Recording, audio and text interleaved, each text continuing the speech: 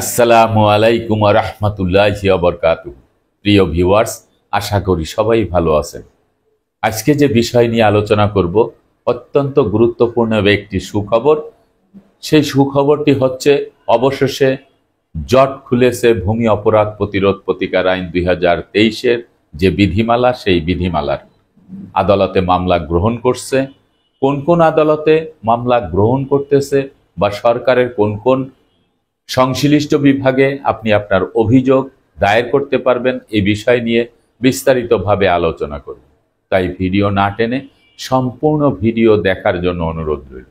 আর video দেখার পরে যদি ভালো লাগে, মন চায়, তাহলে চ্যানেলটি সাবস্ক্রাইব করে পাশে থাকা বেল বাটনটি অন করে দিয়ে আমাদের সাথেই থাকুন। প্রিয় ভিউয়ার্স, আমরা জানি যে আমাদের দেশে যে প্রচলিত আইন ছিল, এই প্রচলিত আইনের মধ্যে সবচেয়ে যে কালো আইন আমরা যেটিকে বলে থাকি, তামাদি আইনের 28 ধারা, যেই 28 ধারার বুনিয়াদে আমাদের দেশের কিছু জবরদখলকারী, কিছু ভূমিদস্যুরা, সহজ সরল সাধারণ মানুষের প্রকৃত জমির মালিক যারা, তাদের সেই সম্পত্তি গায়ের জোরে তারা জবরদখল করে রেখেছিলেন। অদ্য পর্যন্ত তারা দখলে আছেন। এই জবরদখলকারীদের কাছ থেকে সম্পত্তি উদ্ধার করার জন্য সরকার আরও একটি আইন প্রণয়ন করেছেন, যেই আইনটি হচ্ছে সরাসরি ফৌজদারি আইন, এবং সেই আইনটি 2023 সালের 18 সেপ্টেম্বর গেজেট আকারে প্রকাশ করা হয়েছে মহামান্য রাষ্ট্রপতির স্বাক্ষরের। এই আইনটি পাশ করার পরে এই আইনটি কিন্তু কার্যকারী ব্যবস্থা গ্রহণ করতে পারে নাই কোনো আদালত, এবং দেশের জনসাধারণও এই আইনের কোনো সুবিধা তারা ভোগ করতে পারে নাই। কারণ এই আইনের যে বিধিমালা, সেই বিধিমালাটি কিন্তু পাশ করা হয় নাই।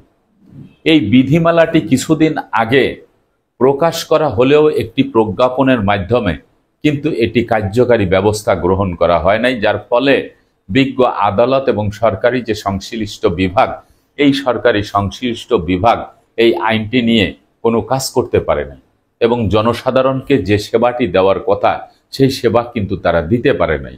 অবশেষে সেই বিধিমালার যেই জট, সেই জটটি কিন্তু খুলেছে। আদালতে, সেই ফৌজদারি আদালতে মকদ্দমা নিচ্ছে, দেওয়ানি আদালতেও মকদ্দমা নিচ্ছে, এবং সরকারের সংশ্লিষ্ট বিভাগেও কিন্তু মকদ্দমা নিচ্ছে। এখন আপনার যে আইনের কথা আমি বলছি, এই ভূমি অপরাধ প্রতিরোধ প্রতিকার আইন 2023, এটি কিন্তু সম্পূর্ণ একটি ফৌজদারি আইন। ফৌজদারি আদালতে কিন্তু মকদ্দমা করতে হবে। এই ফৌজদারি আদালতে মকদ্দমা করার সময় আমাদের প্রত্যেকেরই কিন্তু একটু চিন্তা ভাবনা করে তারপরে কিন্তু মকদ্দমা দিতে হবে।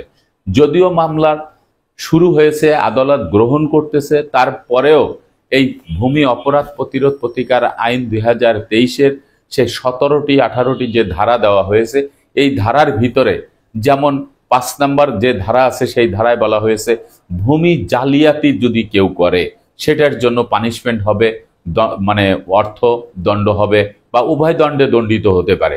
6 নম্বর ধারায় জমি বিষয়ক যদি কেউ প্রতারণা করে থাকে সেটির হবে। 7 নম্বরে অবৈধ দখল প্রতিরোধ, আপনার সম্পত্তি যদি কেউ অবৈধভাবে দখল করতে আসে, সেটা প্রতিরোধ করার জন্য তৎক্ষণাৎ আপনি কিন্তু সেই সংশ্লিষ্ট বিভাগে আপনি মামলা করতে পারবেন।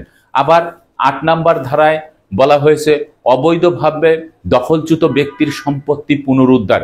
ভেরি ভেরি ইম্পর্ট্যান্ট একটি ধারা, এবং এই ধারায় যে সম্পত্তি জবরদখল হয়ে আছে, এই জবরদখলকৃত সম্পত্তি পুনরুদ্ধার করে আনতে হলে আমাদের পূর্বে কিন্তু সরাসরি দেওয়ানি আদালতে সুনির্দিষ্ট প্রতিকার আইন 1877-এর 8 ধারা মোতাবেক ভূমি পুনরুদ্ধারের জন্য মকদ্দমা করতে হতো, 42 ধারায় ঘোষণামূলক মকদ্দমা করতে হতো।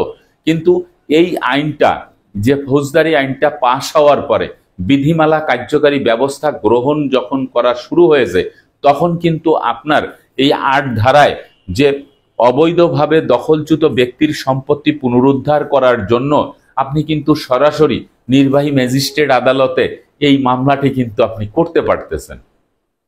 আবার 7 ধারায় যদি কেউ আপনাকে হুমকি দামকি দেয়, কেউ যদি আপনাকে সেই ভূমি দখল করতে চায়, তাহলে সেই 145 ধারায় না গিয়ে সরাসরি এই 7 ধারায় আপনি কিন্তু মকদ্দমা করতে পারতেছেন। আপনার সংশ্লিষ্ট যে থানা আছে সেই থানায়ও আপনি মকদ্দমা করতে পারতেছেন।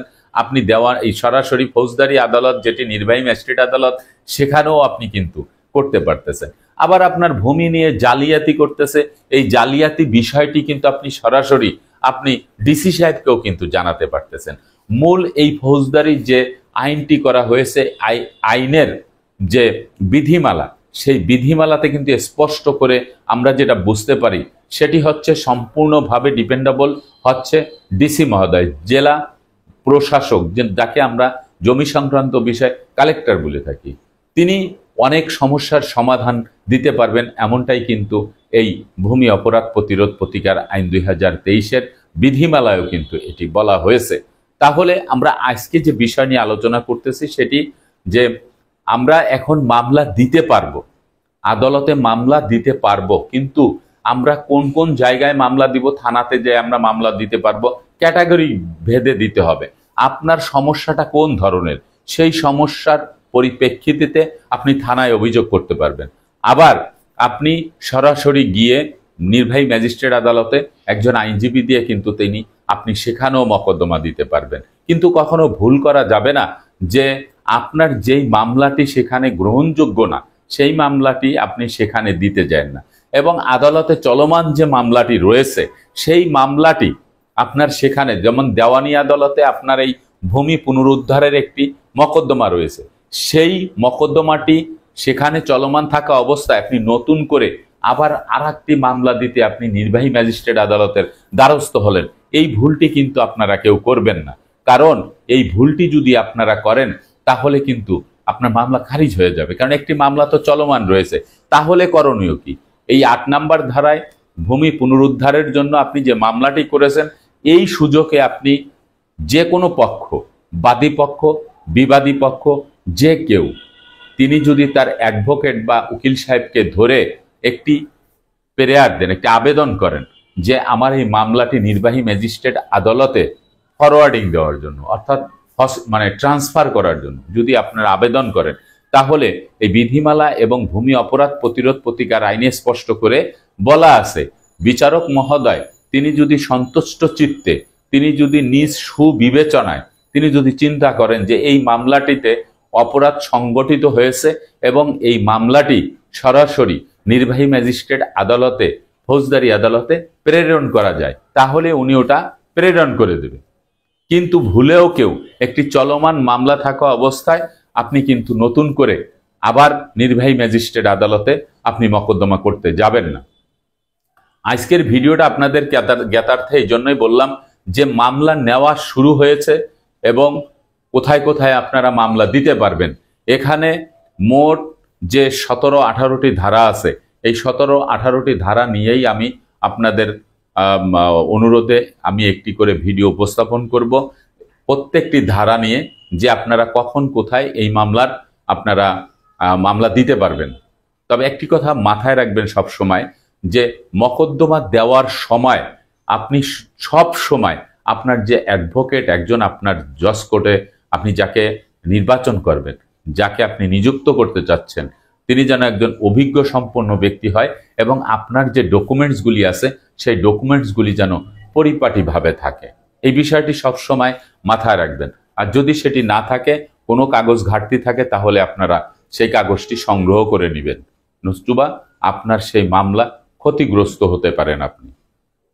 ভূমি অপরাধ প্রতিরোধ প্রতিকার আইন 2023-এ দলিল যার ভূমি হবে তার, এই সুবিধার্থে আপনাদের কিন্তু এই ভিডিওটি করা, যে এখন জবরদখল 12 বছর দখলে রয়েছে, সে সম্পত্তি ছাড়তে চাচ্ছে না, এরকম কোনো অজুহাত আর চলবে না।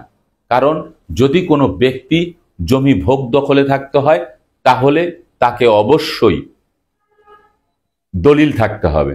দলিল যদি না থাকে, দলিলের রিপ্লেসমেন্টে তাকে থাকতে হবে ধারাবাহিক রেকর্ড খতিয়ান, সিএস খতিয়ান, এসএ খতিয়ান, আরএস খতিয়ান, বিআরএস খতিয়ান, হালনাগাদ খতিয়ান মূলে তার মালিকানার চেন ঠিক থাকতে হবে, অথবা আদালত কর্তৃক একটি জাজমেন্ট থাকতে হবে যে আদালত তাকে আদেশ দিয়েছে বা তাকে সেই সম্পত্তির মালিকানার অধিকার দিয়েছে, এই আদালতের কাগজ থাকতে হবে। অথবা আপনি সরকারের সংশ্লিষ্ট বিভাগ ডিসি মহোদয়ের কাছ থেকে আপনি লিজ পেয়েছেন, স্বল্পমেয়াদী লিজ, একশনা লিজ, দীর্ঘমেয়াদী লিজ, এই লিজ পেয়েছেন। এই কাগজ যদি আপনার কাছে না থাকে তাহলে ওই জমি আপনাকে ছেড়ে দিতে হবে। ভূমি অপরাধ প্রতিরোধ প্রতিকার আইন 2023-এর সর্বোচ্চ যে চমক সেটি হচ্ছে 8 ধারায় অবৈধভাবে দখলচ্যুত ব্যক্তির সম্পত্তি পুনরুদ্ধার। হতে পারে 20 বছর, 30 বছর, 50 বছর, কিন্তু জমির যদি কাগজ না থাকে 50 বছর পরে হলেও এই সম্পত্তি ছেড়ে দিতে হবে। প্রিয় ভিউয়ার্স, আমি আগামীতে প্রত্যেকটি ধারার উপরে ভিডিও করব।